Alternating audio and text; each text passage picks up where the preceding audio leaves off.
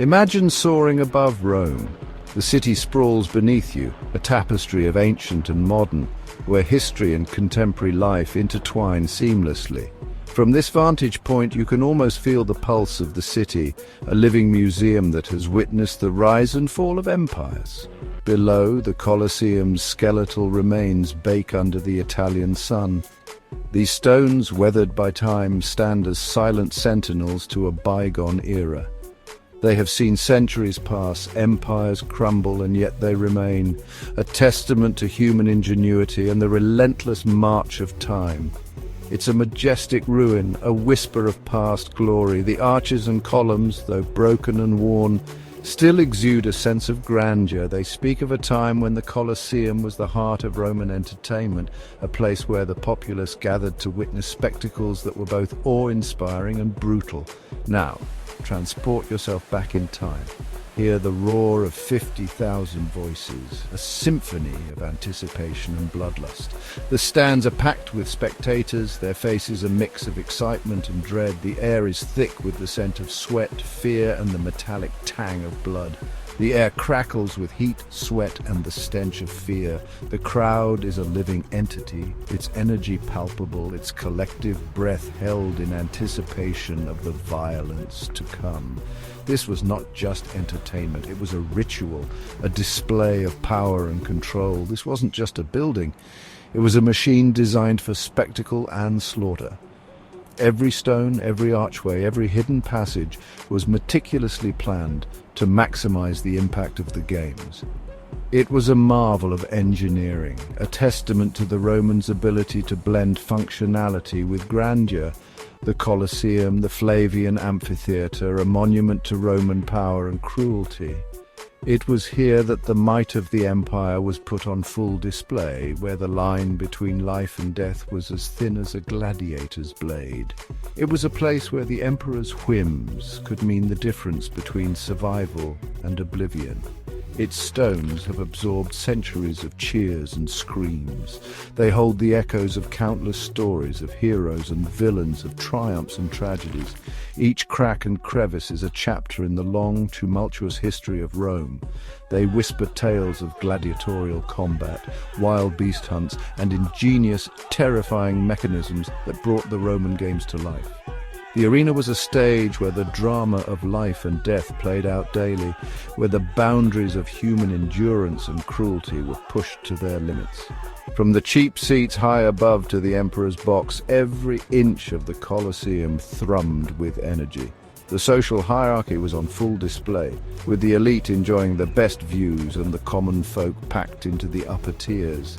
Yet in those moments of spectacle, all eyes were united, focused on the arena below. It was a place where fortunes were won and lost, where gladiators carved their names in blood, and where the Roman Empire showcased its might. The games were a tool of propaganda, a way to demonstrate the power and reach of Rome, to remind the populace of their place in the grand scheme of the empire. But the true secrets of the Colosseum lie hidden beneath the arena's blood-soaked sand, in a labyrinth known as the Hypogeum. These underground chambers were the heart of the Colosseum's operations, where gladiators prepared for battle, where wild beasts were caged, and where the mechanisms that controlled the games were housed. It was a world unto itself, a dark mirror of the spectacle above. Descend with me into the bowels of the Colosseum, into the damp, echoing darkness of the Hypogeum. This labyrinthine underworld, hidden from the eyes of the roaring crowds above, was the heart of the Colosseum's brutal spectacles.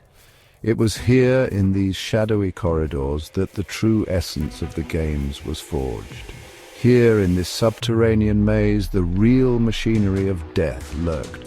The Hypogeum was a place of constant activity, where the air was thick with anticipation and dread. It was a world unto itself, a hidden stage where the actors of death prepared for their final performance. Imagine the suffocating air, thick with the stench of animal musks, sweat and fear. The walls, slick with moisture, seemed to close in, amplifying the sounds of chains clinking and beasts growling. This was a place where the line between man and beast blurred, where survival was a daily struggle. This was the holding pen for the damned gladiators awaiting their fate, wild beasts caged and restless, and the unseen hands that orchestrated the bloody spectacle above. The gladiators, hardened by countless battles, sat in silence, their minds steeled for the fight ahead. The animals, sensing the impending violence, paced their cages, their eyes wild with fear and aggression. The Hippodrome was a marvel of engineering, a network of tunnels and chambers connected by a complex system of ramps, pulleys, and elevators. These mechanisms, operated by skilled slaves, allowed for the seamless movement of men and beasts to the arena floor. It was a testament to Roman ingenuity, a deadly machine designed to entertain and awe. Slaves, unseen by the cheering crowds, labored tirelessly in the flickering torchlight. Their lives were a relentless cycle of toil and fear, their every action dictated by the demands of the games. They were the invisible cogs in the Colosseum's deadly machine, their efforts crucial to the spectacle above. They hoisted cages filled with lions, bears, and even elephants up to the arena floor, using brute strength and ingenious counterweight systems. Each lift was a perilous task, fraught with danger, as the slaves balanced the weight of the cages with their own lives. The animals, sensing their imminent release, roared and thrashed, adding to the chaos. Imagine the ground trembling beneath your feet as a hidden door creaked open, releasing a starving lion onto the unsuspecting gladiator above. The sudden appearance of the beast, emerging from the depths of the Hippodrome, was a moment of sheer terror and excitement.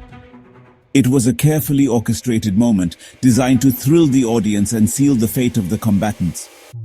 The crowd would erupt, their cheers echoing through the tunnels, a chilling counterpoint to the clang of chains and the roar of beasts. The noise was deafening, a cacophony of human and animal sounds that reverberated through the Hippodrome.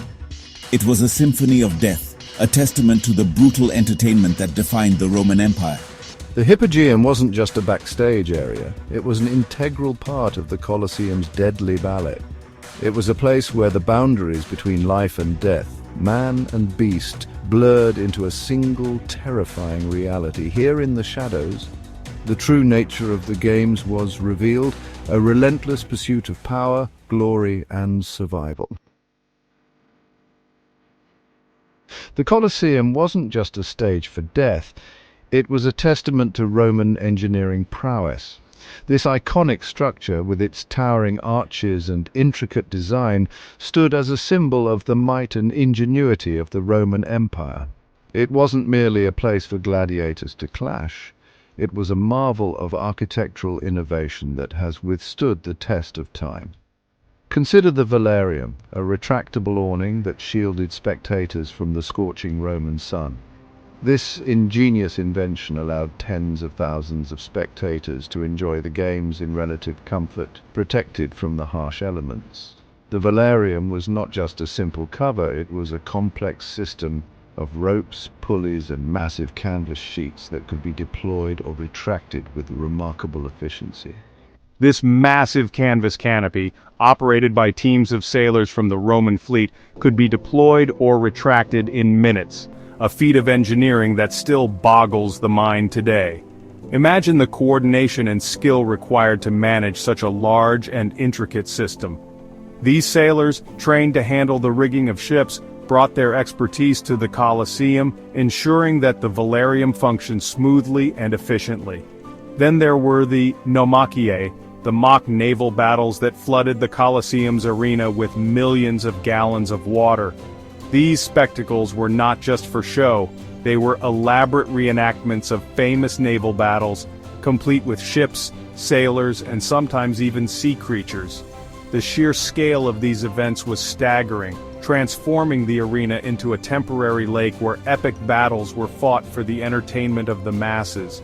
Imagine the logistical challenge, diverting water from aqueducts, flooding the arena floor and then draining it all away, sometimes in a matter of hours, all to recreate a naval battle for the amusement of the masses.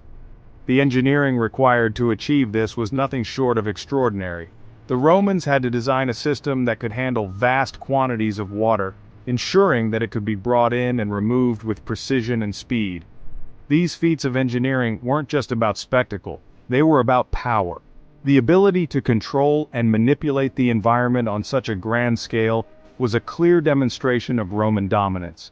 It was a way to impress both the citizens of Rome and any foreign dignitaries who might be in attendance, showcasing the empire's unparalleled capabilities. They were a physical manifestation of Rome's dominion over the natural world, a way of saying, "We are Rome, and we bend even nature to our will." The Colosseum, with its grand spectacles and engineering marvels, stood as a testament to the ingenuity and power of the Roman Empire, a legacy that continues to inspire awe and admiration to this day. The Colosseum is also a place of enduring myth and legend. Stories of Christian martyrs thrown to the lions, while likely exaggerated, speak to the power of the Colosseum to capture the imagination. It's a place where history and legend intertwine, where the line between fact and fiction blurs. But behind the spectacle, there was another, darker reality. The Colosseum was built and maintained by slaves, their unseen labor the foundation upon which this empire of entertainment was built. They toiled in the hypogeum, their lives expendable, their only reward a swift death. The Colosseum whispers with the ghosts of its past, tales of gladiators, slaves, and unimaginable violence. The gladiators, both volunteers and condemned criminals, were celebrities of their time, their lives and deaths played out on the bloody sands. They trained in harsh conditions, their bodies honed for combat, their minds hardened to the prospect of a gruesome death.